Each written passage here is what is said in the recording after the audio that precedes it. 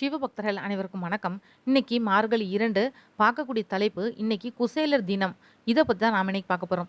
ஒவ்வொரு வருஷமும் மார்கழி மாதம் முதல் புதன்கிழமை குசேலர் தினமா கொண்டாடப்படுது. சுதாமா அப்படின்றது தான் குசேலரோட இயற்பெயர். குசேலம் அப்படின்னா கிழிந்த ஆடை அப்படின்னு பொருள். கிழிந்த ஆடைய உடுத்துனது அப்படின்றதுனால இவர கேலியா குசேலர்னு அழைக்க ஆரம்பிச்சாங்க. கண்ணனும் சுதாமாவும் சாந்தீப முனிவரோட குருகுலத்துல தங்கி கல்வி கற்றவங்க. ஒரு காலகட்டத்துல குருகுல படிப்பு முடிஞ்சதுக்கு அப்புறமா கண்ணன் துவாரகைக்கு போயிட்டாரு. சுதாமன் தன்னோட குல வழக்கப்படி பணிகளை செஞ்சுட்டு வந்தாரு. அவருக்கும் சுசீலை அப்படின்னு சொல்லக்கூடிய பெண்ணுக்கும் திருமணமும் நடைபெற்றது.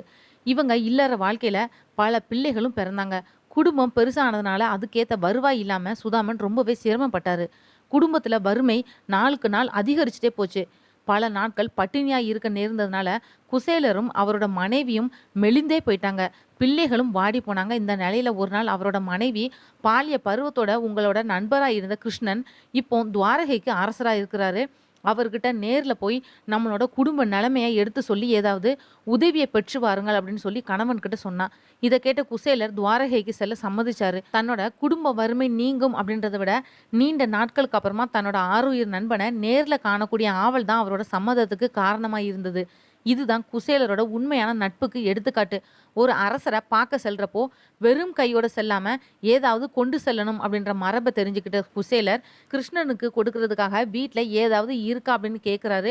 உடனடியா அவரோட மனைவி கொஞ்சம் அவல் இருந்தது. அதை எடுத்து ஒரு பழைய துணியில சின்ன மூட்டையா கட்டி கணவன்கிட்ட கொடுத்தா.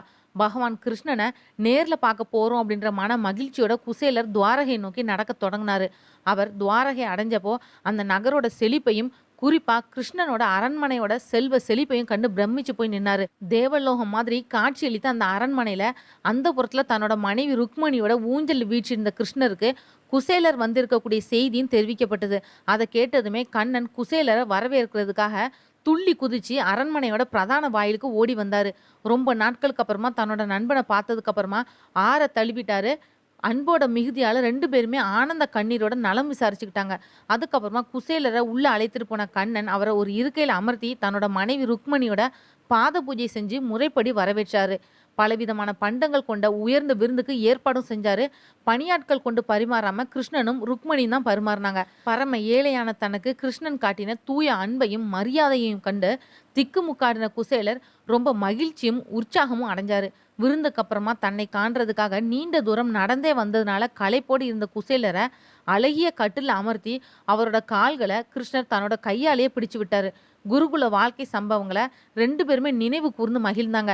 இப்படி மகிழ்ச்சியா இருக்கக்கூடிய தருணத்துல கிருஷ்ணன் தன்னோட நண்பன் கிட்ட எனக்காக என்ன கொண்டு வந்த அப்படின்னு உரிமையா கேட்கிறாரு. செல்வத்தோட அதிபதியான மகாலட்சுமியோட வடிவான ருக்மணியோட வாழக்கூடிய கிருஷ்ணனுக்கு வெறும் அவளை எப்படி கொடுக்கறது அப்படின்னு குசேலர் தயங்கி நின்னாரு.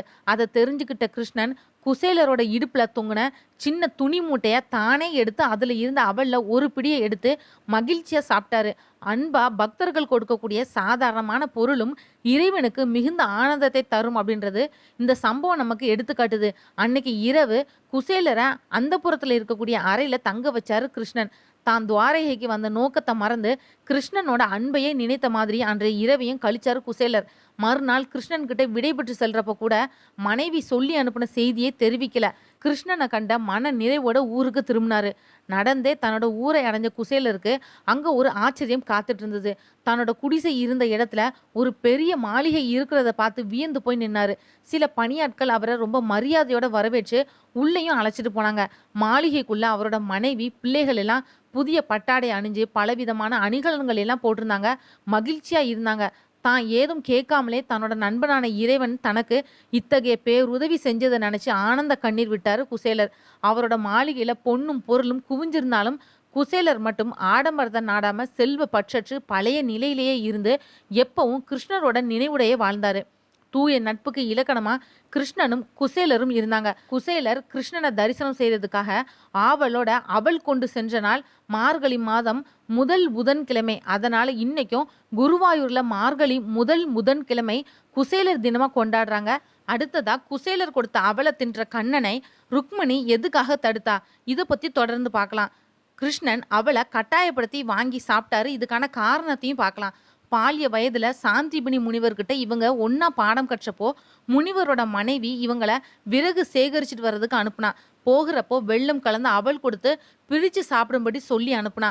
போகிறப்போ வழியில சிறுவன் குசேலன் கண்ணனோட பங்கையும் சேர்த்து சாப்பிட்டுட்டான். மத்தவங்க பொருளை திருடுறது பாவம். இதனால இப்போ திருடினதை கடவுள் கட்டாயமா திருப்பி எடுத்துக்கிறாருன்னு அர்த்தம். அவர் ஒரு பிடி அவலை எடுத்து சாப்பிட்டப்போ அவந்தியில் இருக்கக்கூடிய குசேலரோட வீடு செழிச்சுது.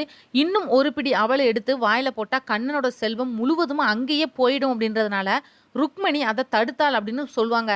ஆனா அது அப்படி கிடையாது. பரந்தாமனையே கணவனா பெற்ற அவள் அழியக்கூடிய செல்வத்துக்கு ஆசைப்படுவா. தன்னோட கணவன் மேல குசேலர் செலுத்தக்கூடிய அபரிதமான பக்தி அவனுக்கு கிடைக்க போகக்கூடிய செல்வத்தால அழிஞ்சிடக்கூடாது அப்படின்றதுனாலதான் தடுத்தா.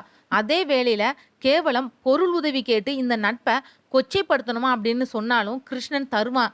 ஆனா உதவி கேட்டதுக்கு அப்புறமா இந்த நட்பு தொடருமா அப்படின்னு குசேலன் நினைக்க ஆரம்பிச்சான். கடைசியில எதுவானாலும் சரி கிருஷ்ணனை இழக்கக்கூடாது அப்படின்னு உதவி கேட்காமலே குசேலர் புறப்பட்டுட்டாரு. நண்பனோட உடை நிலைமை எல்லாம் கவனிச்ச கிருஷ்ணன் மாய புன்னகை செஞ்சான். அங்க குசேலரோட வீடு செல்வ செழிப்பா மாறுச்சு. அதே போல ஊர் திரும்பின குசேலரும் கேவலம் பசியை போக்க செல்வம் வேண்டி உன்கிட்ட வந்ததுக்காக நான் வெக்கப்படுறேன், இது எனக்கு வேண்டாம், எனக்கு முக்தின்னு சொல்லக்கூடிய பெரும் செல்வத்தை கொடுன்னு கேட்டு கதர்னாரு. அதுக்கப்புறமா அவர் நித்திய செல்வமான வைகுந்தத்துக்கு போனாரு. நட்புக்காக உதவி கேட்காத குசேலர் நட்புக்காக கேட்காட்டாலும் கொடுத்த கிருஷ்ணன் எதிர்பார்ப்பற்ற பக்தியை சிறந்தது அப்படின்றத இந்த குசேலர் நிகழ்வு நமக்கு விளக்குது. இந்த வீடியோ உங்களுக்கு பிடிச்சிருந்தா மற்றவங்களுக்கு ஷேர் பண்ணி விடுங்க. இன்னும் மார்கழி மாதத்தோட சிறப்புகளை பற்றி தெரிஞ்சுக்க மறக்காம சேனலை சப்ஸ்கிரைப் பண்ணி பெல் ஐகான் ஆல்னு கிளிக் பண்ணிடுங்க. அப்பதான் நான் போடுற ஒவ்வொரு பதிவு நோட்டிஃபிகேஷன் உங்ககிட்ட வரும். நீங்களும் பெருமாள் பற்றியும் மார்கழி மாத சிறப்புகள் பற்றியும் நிறைய தெரிஞ்சுக்கலாம். மற்றும் ஒரு நல்ல தலைப்பில் நான் உங்களை சந்திக்கிறேன். நன்றி.